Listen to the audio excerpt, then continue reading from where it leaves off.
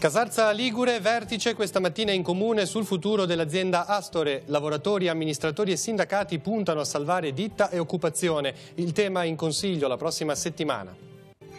Il Parco dell'Aveto investe sulla rete dei rifugi, archiviata la stagione estiva 2018, programmati diversi interventi per potenziare e valorizzare ulteriormente le strutture ricettive. Il pellegrinaggio a Lourdes rafforza la speranza e fa germogliare nuove amicizie, condivisione e fraternità tra ammalati e volontari raccolte sul treno del ritorno in diocesi.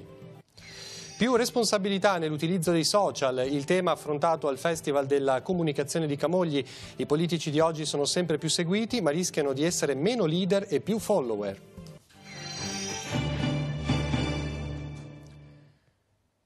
Buongiorno a tutti, bentornati al TG13, il lavoro in apertura. Casarza Ligure è sotto i riflettori da quando l'azienda Astore ha deciso di trasferirsi definitivamente a Genova Casella. In questi giorni si sta discutendo a lungo sulla sorte dei lavoratori. In moto tutte le strategie da parte dell'amministrazione comunale e non solo per porre rimedio a questa situazione, e questa mattina in comune c'è stata una riunione importante e l'ha seguita Francesca Caporello.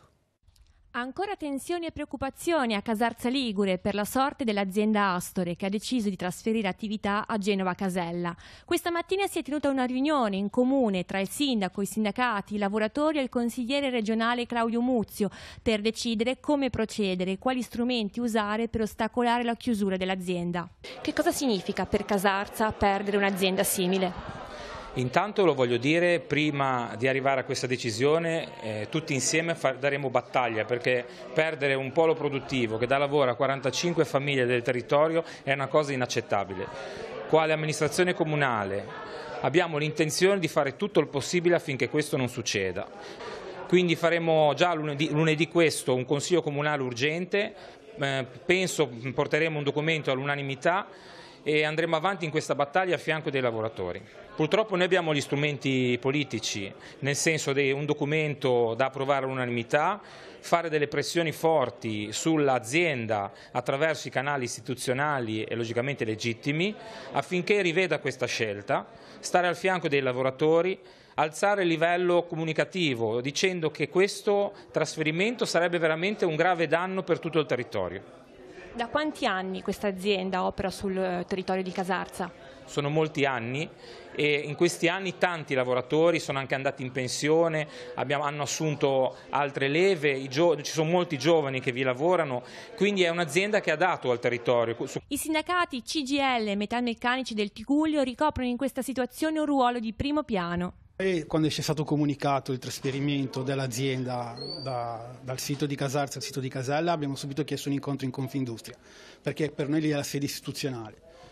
Abbiamo chiesto subito all'azienda che i 45 dipendenti, e devono rimanere 45 dipendenti, quindi non ci deve essere nessuna scrematura. Poi siccome capiamo bene che da qui a arrivare a Casella si parla di 70 km, sappiamo anche noi che ci sarà qualcuno che non accetterà. Quindi lì noi dovremo contrattare sul tavolo le condizioni di miglior favore, ma non solo per quelli che vanno a Casella, ma per quelli che perderanno il posto di lavoro, che rimarranno in zona, perché rifiutando il trasferimento, superando un tot di chilometri, hanno diritto a dare la giusta causa, dare le dimissioni per giusta causa. E lì noi su quello partiamo. Per quanto ci riguarda, noi non siamo assolutamente d'accordo e siamo contrari al trasferimento dei lavoratori a Casella.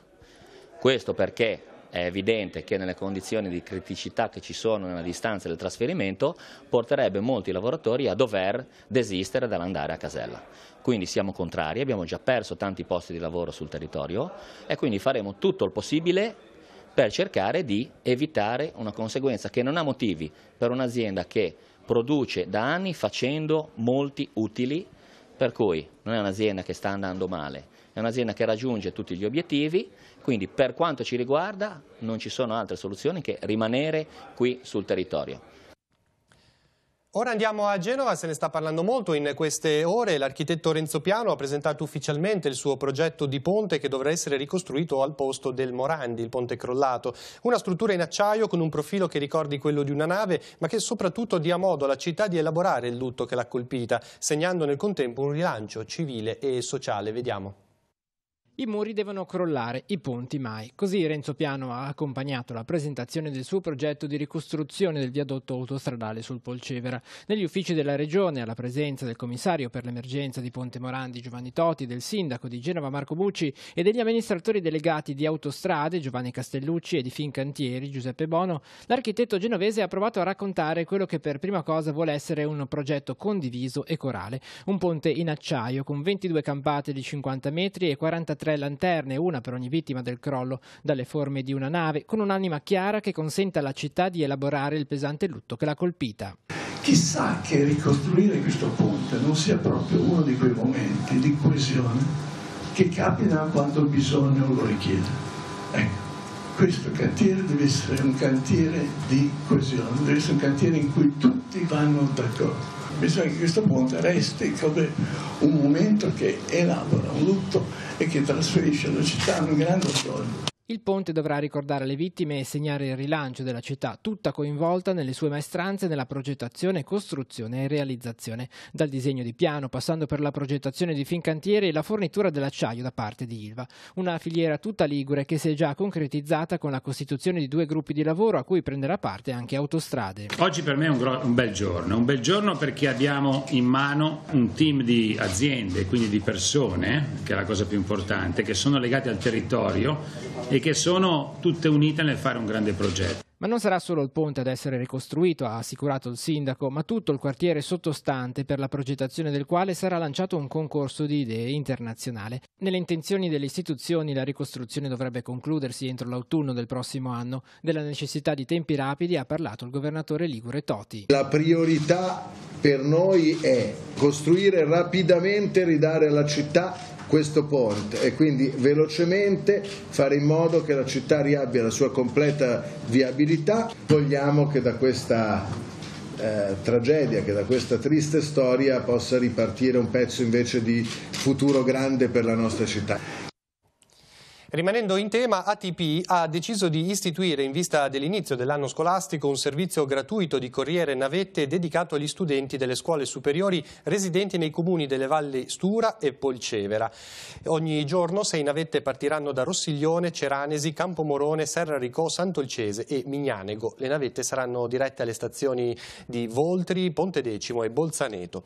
E tutte le persone che sono state costrette ad abbandonare le proprie case dopo il crollo del Ponte Morandi potranno viaggiare gratis su tutti i mezzi AMT. La decisione, presa dall'amministrazione comunale in accordo con l'azienda, consentirà agli sfollati di muoversi su tutto il territorio comunale genovese usufruendo di uno speciale abbonamento annuale, dopo averlo ritirato presso i point dell'azienda di mobilità cittadina del trasporto pubblico.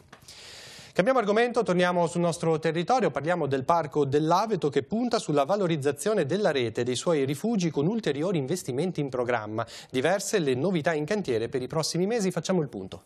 Il ripristino del collegamento con la rete elettrica per il rifugio delle casermette del Penna, il potenziamento dei pannelli solari per quello di Pratomollo, una nuova palestra di arrampicata al Prato della Cipolla. Sono alcuni degli investimenti in programma per il Parco dell'Aveto sulla rete dei rifugi. Se da una parte sta per concludersi con numeri positivi la stagione estiva 2018, dall'altra si pensa già a come arricchire ulteriormente un'offerta turistica che è cresciuta negli ultimi anni. Ultima struttura in ordine di tempo ad essere stata aperta è quella delle casermette del Penna. Prossimamente potranno ritornare ad essere collegate con la rete elettrica. Abbiamo già l'ok dell'Enel, dovremmo portare la luce elettrica che è un ripristino perché c'era già negli anni 70, quindi è stata tolta dopo. Gli altri rifugi credo che amplieremo un pochino i pannelli fotovoltaici a Pratomollo. Particolare attenzione da parte del Parco dell'Aveto è stata riservata alla possibilità di svolgere attività sportive all'aria aperta all'interno del contesto naturale delle foreste del Penna, dalle escursioni in sella alle mountain bike elettriche fino alla nuova palestra di arrampicata.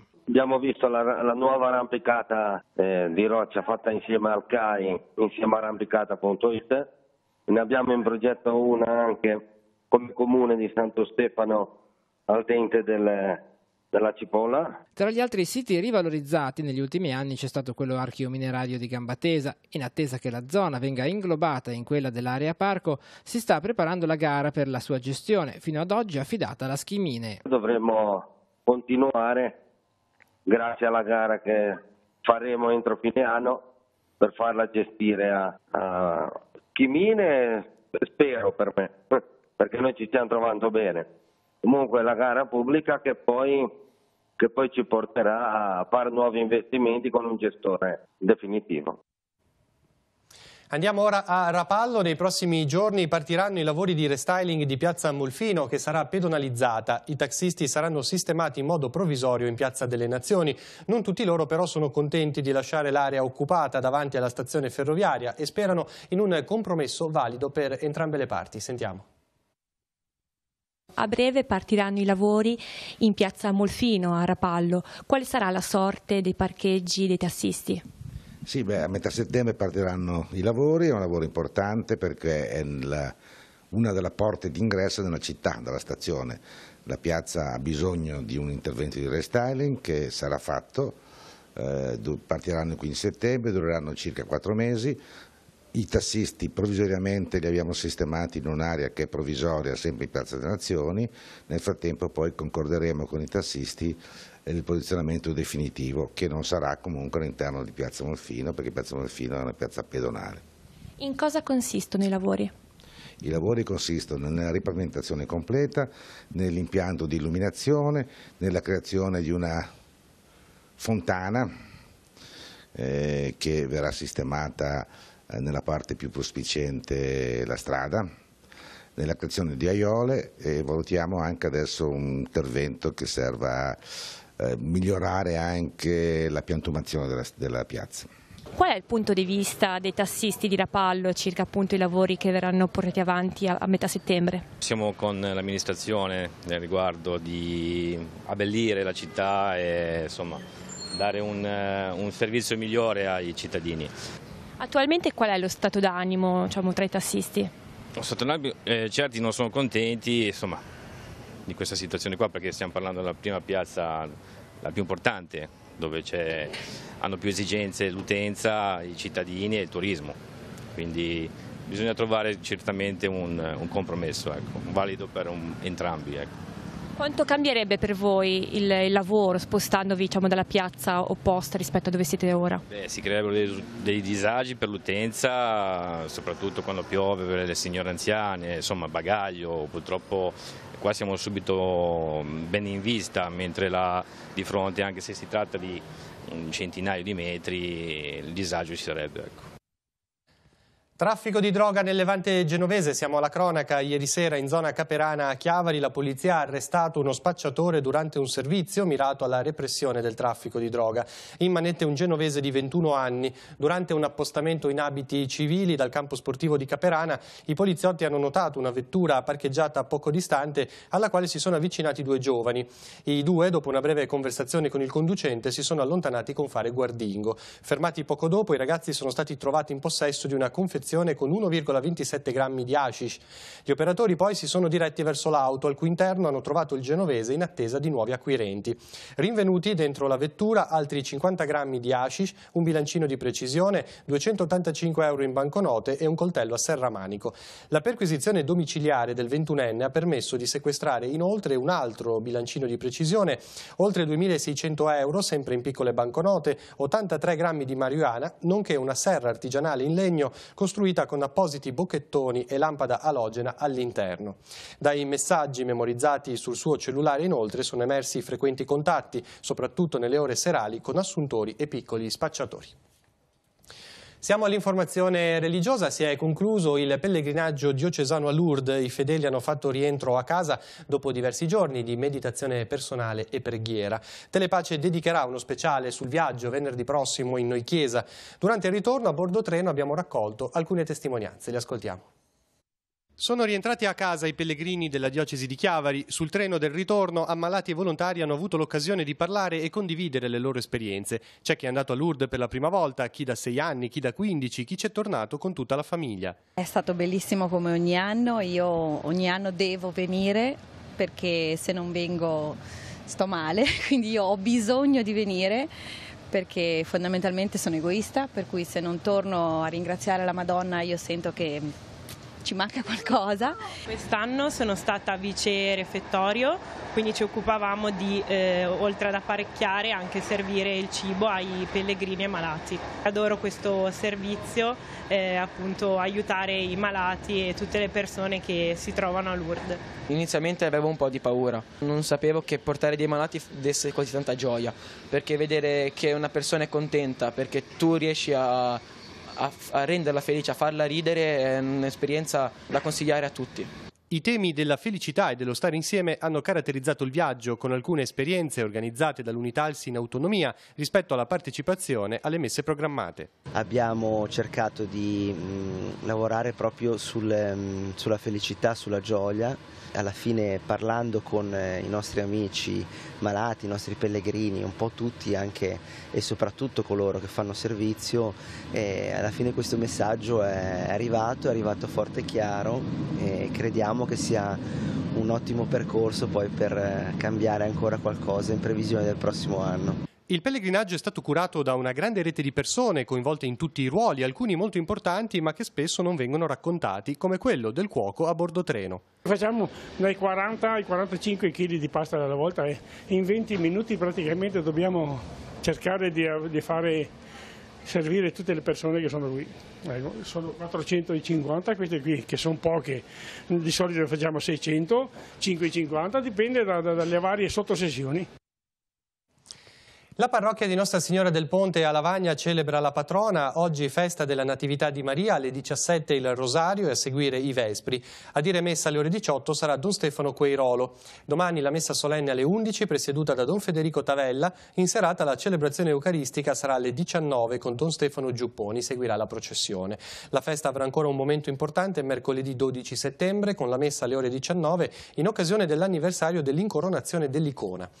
Solennità di Santa Maria di Nazareth, oggi titolare della parrocchia di Sestri Levante, nel pomeriggio alle 18 la messa, alle 21 la preghiera del Rosario meditato.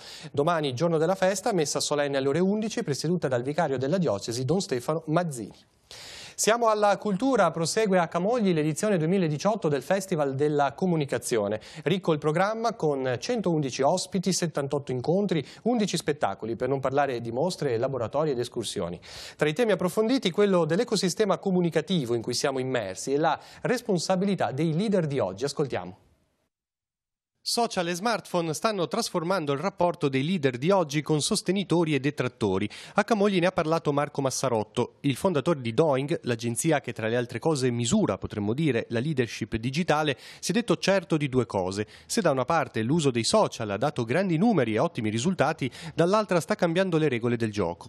Intanto, ha spiegato, ci sono politici che hanno numeri superiori a importanti testate giornalistiche. Secondo, i social stanno generando ormai una comunicazione che è conversazionalismo spinto, quel linguaggio che porta a polemiche senza fine o a dibattiti duri e violenti. E questo ha contagiato anche la comunicazione politica e la comunicazione dei politici. E dall'altra parte li porta paradossalmente a inseguire il pubblico.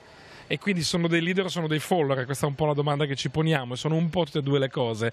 Quando però si finisce per fare un'agenda politica sulla base di quelli che sono i temi e le opinioni del popolo, chiamiamolo così, o delle persone, allora si finisce anche di essere leader in qualche modo, no? Perché il leader è quello che invece guida il popolo, ha una visione della società da proporre, che non è assecondare gli istinti o i pensieri o le opinioni e strutturarle in un programma politico, ma al contrario è formarle secondo una visione, diciamo. La responsabilità dei leader di oggi di fronte alla comunicazione dovrebbe essere enorme, ha proseguito Massarotto, eppure, ha poi lamentato, oggi ci sono persino ministri che diffondono notizie false senza curarsi delle conseguenze e in barba alle più semplici regole del giornalismo.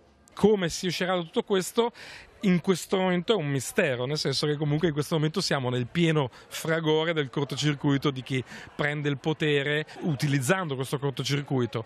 Toni pacati e meno aggressivi, queste le regole da seguire per affrontare al meglio la rivoluzione digitale. A spiegarlo Federico Rampini, che ha conosciuto i grandi della rete quando ancora muovevano i primi passi. 20 anni fa, a quest'epoca, mi trasferivo a vivere a San Francisco, nella Silicon Valley, quindi li ho visti crescere, quelli che oggi sono dei giganti che a quell'epoca erano ancora dei germogli dell'economia digitale e sono diventati troppo prepotenti. È molto urgente fargli rispettare le regole. Oggi a Sesti Levante sarà presentato il libro Brea, pescatore, operaio, artista di Francesco Baratta e Angelo Coriandolo. La presentazione alle 16 nella Sala Bo di Corso Colombo. Brea è il soprannome di Giambattista Carniglia, scultore nato nel 1905 nell'Abimare. Lavorò come operaio nella FIT, coniugando l'impegno artistico all'interno della propria vita quotidiana. Ora la rassegna stampa, poi ci ritroviamo con gli altri aggiornamenti.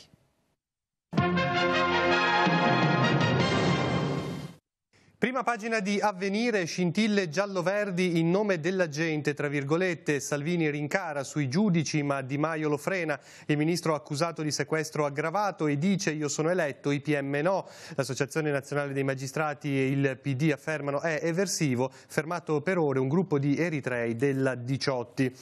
Genova, ponte ricostruito entro il 2019, ieri l'annuncio, insieme piano, autostrade e Fincantieri. Anche la Svezia ora è tentata dal sovranismo, in crescita un partito ostile a migranti e Unione Europea. All'interno del giornale il reportage, anche il Nord Africa è ostile verso i migranti subsahariani, espulsioni e violenze, il calvario degli ultimi degli ultimi. In questa foto alcuni migranti trattenuti in un porto in Nord Africa prima di essere portati in un centro di detenzione. All'interno del quotidiano cattolico la politica e l'economia, l'Europa tria è sulla strada giusta, il ministro promette un debito in discesa, all'Ecofin le rassicurazioni ai partner dell'Unione Europea, stupiremo i mercati. Adesso la prima pagina del secolo XIX, il ponte di Piano frenato dai veti, l'architetto è un laboratorio per l'Italia, Bono afferma Fincantieri lo ricostruirà con l'acciaio dell'Ilva. Intesa in regione, presentato il progetto ma ci sono i dubbi del Movimento 5 Stelle, Di Maio avverte autostrade resti fuori, Toti no alle polemiche, fare in fretta. Adesso la prima pagina del Levante che ci porta a Santa Margherita Ligure, portofinizzata tra case d'oro e a uso turistico. 1000 residenti in meno in 7 anni, nascite in forte calo, perso il comprensivo, seconde abitazioni a costi record, servizi alle famiglie e l'unica risposta idonea, a dirlo il sindaco Paolo Donadoni. All'interno del giornale posteggia a pagamento, conto alla rovescia a Chiavari per la rivoluzione, dal 17 la gestione passerà a Marina Chiavari.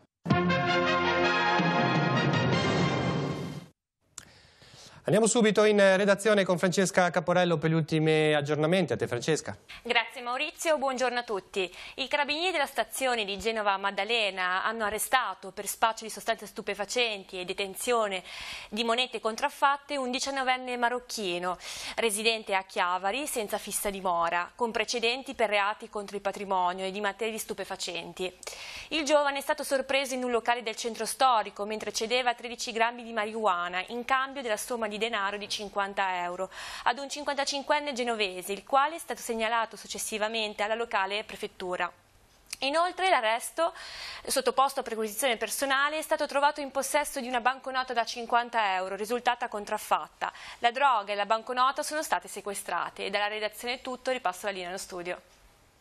Bene, grazie. Concludiamo dando uno sguardo alla nostra programmazione. Oggi in attività di Maria nella cattedrale di Chiavari il vescovo diocesano presiederà la Santa Messa. L'inizio alle ore 18 sarà in diretta sul canale 15 di Telepace. Sarà ricordata anche la solenne incoronazione dell'icona di Nostra Signora dell'Orto, avvenuta l'8 settembre del 1769. Il telegiornale torna invece questa sera alle 19:15 con Tiguglio Oggi. Grazie per averci seguito, buon proseguimento di giornata. Arrivederci.